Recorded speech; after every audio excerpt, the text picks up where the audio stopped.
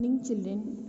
In chapter sound, the next topic is reflection of sound. Like a light, sound also gets reflected.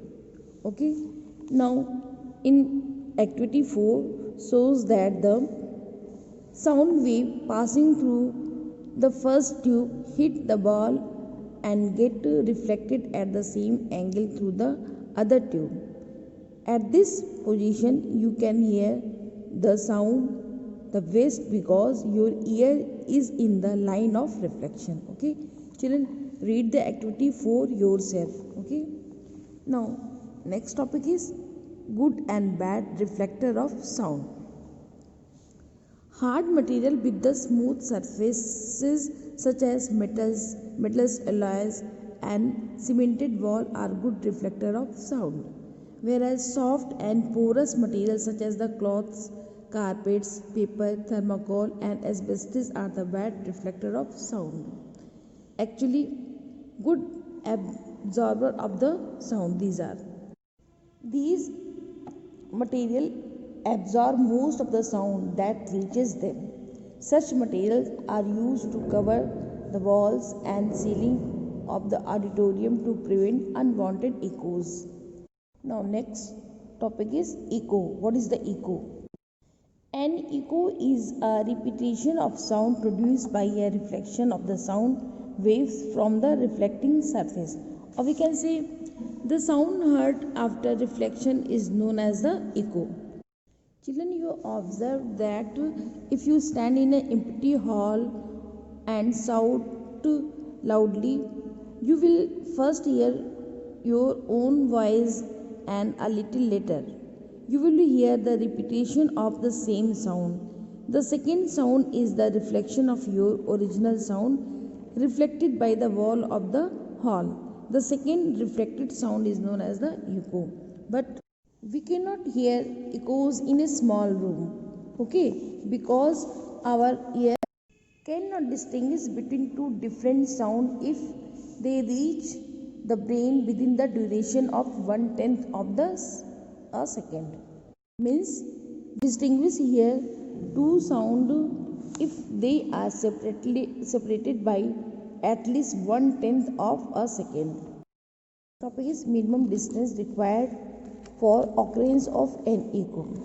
Children, the speed of sound in air is equal to 344 meter per second, and minimum time required to hear an echo is 0.1 second.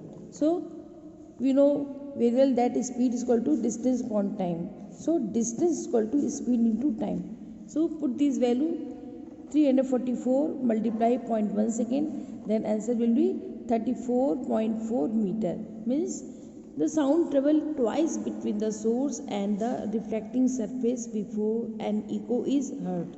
The minimum distance required between the source and reflecting surface of hear an echo is equal to 34.4 upon 2, means 17.2 meter.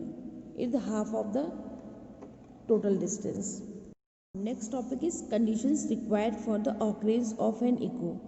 First one, the minimum distance between the source of the sound and reflecting surface is around 17 meter. Second one, there is high wall or hill or a high rise building which can act as a reflecting surface. Third one, the sound is loud enough so that it reaches the receiver after reflection. Okay. Next topic is sonar.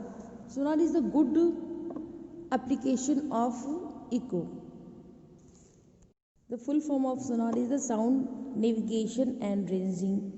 It is an instrument that uses the concept of echo to measure the depth of the oceans. This instrument produces and transmits high frequency, means ultrasonic sound wave towards the seabed from the point A.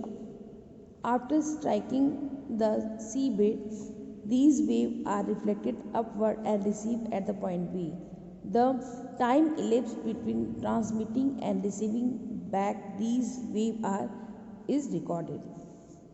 Next topic is audible and inaudible sound. Human beings can hear sounds of frequency between 20 Hz and 20,000 Hz. This is called the audible sound or sonic sound. And vibrations below 20 Hz and above 20,000 Hz are not audible to man. This type of sound is known as the infrasonic sound.